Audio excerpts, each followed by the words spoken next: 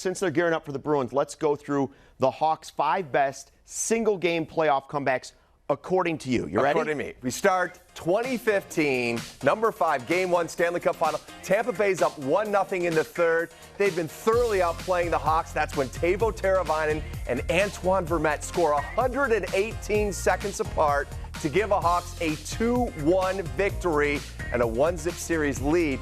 It was redemption for both guys because they were healthy scratches in Game 3 of the Western Conference Finals. So they got back and got the Hawks on their way to yet another cup. All right, we've got another Game 1. Guys, no longer with the Hawks. Let's move on to our number 4. You ready? All right, let's go to Boston.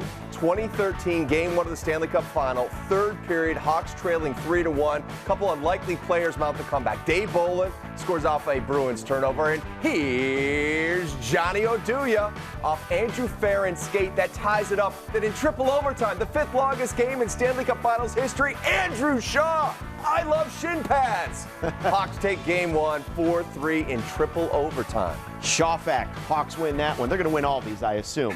All right, Yes. For number 3, we're going to another Game 6, correct? Yes, Game 6. Red Wings were looking to clinch the series on their home ice. They had a 2-1 lead in the third. That's when Michael Handzus, a minute into that third period, scores. Then Bickle, the go-ahead goal.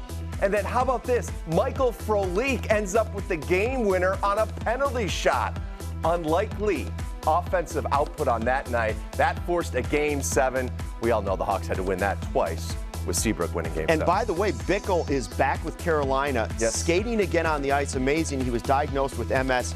How inspiring is that? And Bickle was spectacular a few times for the Blackhawks in the playoffs. He is part of number 2. 2013 Game 6, Stanley Cup Final. Bruins lead 2-1. A minute 30 to go. Taves digs one out of the corner. Sees big Brian Bickle in front. With 1:16 to go, the game is tied. Q puts out his 4th line to get it to overtime. Oduya's shot tipped off the post. Dave Bolin! What? And then drops the gloves. He thinks it's overtime. It ends up the game winner. The Hawks clinch yet another Stanley Cup as they come from behind. In 17 seconds, it looked like they were going to Game 7 back here in Chicago.